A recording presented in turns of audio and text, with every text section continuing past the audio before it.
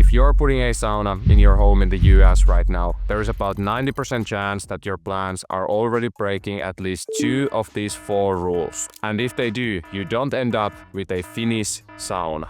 Whether you are buying a ready-made cabin, a DIY kit, or having your contractor build it from scratch, these 4 rules still decide if it's an actual sauna or just a hot wooden room. In this video, I'll walk you through the rules that make or break your home sauna so you can check your own plans and fix them before you spend tens of thousands of dollars on a sauna that looks good on paper but never feels right to sit in. I'm Veeti, a Finnish sauna expert. I have helped thousands of Americans design saunas that actually feel like what they have tried in Finland or in a good European spa. These 4 rules are the ones most US builds fail. Rule number 3 is the one that makes architects hate me but fixes half of the "my sauna never feels hot enough" complaints. Let's get into it. On a high level, here are the 4 rules. Number 1.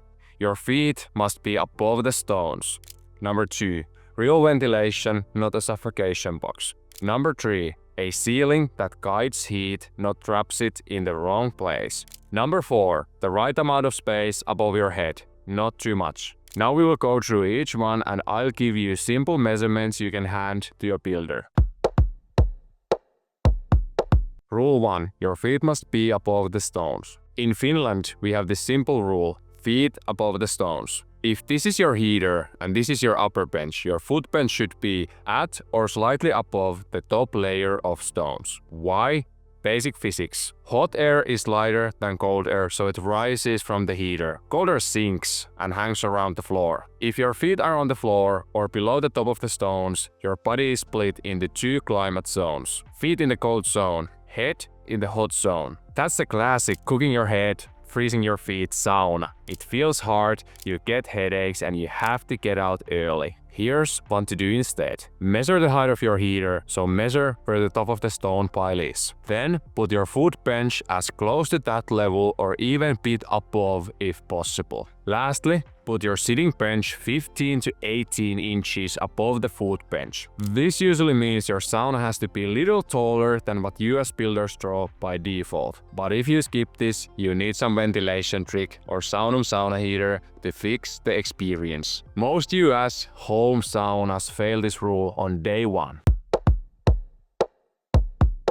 Rule number 2. Real ventilation, not a suffocation box. A lot of American saunas are truly boxes with no oxygen. You sit down, your heart rate goes up, your oxygen consumption goes up, but there's no fresh air coming in and no used air going out. After a few minutes, you feel dizzy and blame high heat when the real culprit is high CO2 and low oxygen. A proper Finnish sauna always breathes. You need at least 2 vents. Firstly, an intake vent, which has fresh air coming from the outside and is placed by or just above the heater so it mixes with the rising hot air. Secondly, an exhaust vent, which is on the opposite wall from your intake vent, below your foot bench and going back outside, not into your attic or hallway. This creates a gentle airflow, fresh air in at the heater, across the baiters, out at the foot bench height. As a bonus, you can add a 3rd drying vent, high on the wall or ceiling that you keep closed during use and open after your session with the door cracked. That lets all the humidity escape and dries the cabin so you don't grow mold inside your nice new sauna. If your plan right now has no vents or only a tiny hole somewhere, fix that before you buy anything. You can also purchase a mechanical ventilation machine and add it into any sauna. Rule number 3. A ceiling that guides heat, not traps it. Rule 3 is where most US architects mess up. Your ceiling shape decides where the hottest, steamiest air actually lives. Here's what's going on.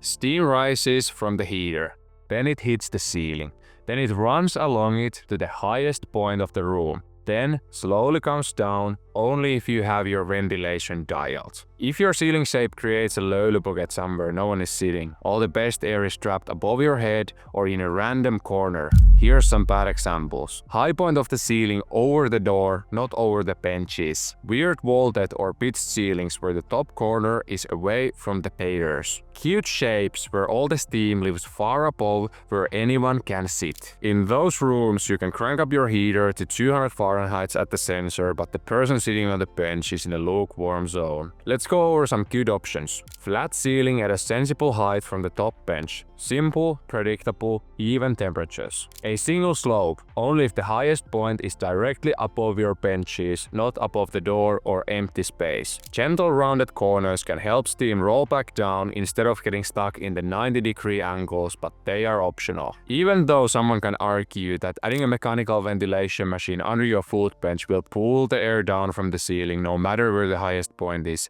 I don't see any reason to build the highest point where the people aren't sitting. That will make your sauna experience worse no matter what. So if your architect drew a dramatic vaulted ceiling to make it feel bigger, just note this. They made your sauna harder to heat and worse to sit in. In a Finnish sauna, the ceiling serves the löyly, not the Instagram picture.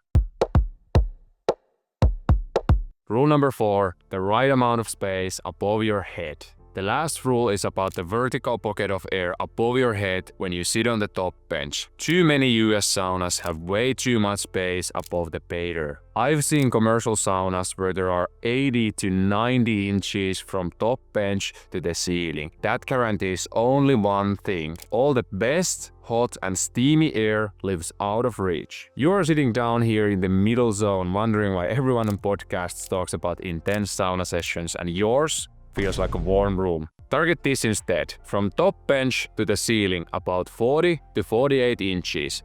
In my experience, 44 inches is the sweet spot. Because that 44 inches gives you enough room to sit comfortably, but not so much that the hottest air floats a meter above your head and never touches you. This number plus the rule 1, which was feet above the stones, is what sets your total ceiling height. So when you stack from your floor to your foot bench, which is above the upper stones of the sauna heater, and then from your foot bench to your top bench, which is 15 to 18 inches, then from top bench to the ceiling, which was 40 to 48 inches, you often end up with the ceiling around 7.5 to 8 feet in a proper Finnish style home sauna. Yes, that's usually higher than the default 7-foot box your builder is used to, and that's exactly why most US saunas feel off. So those are the 4 rules that make or break your home sauna.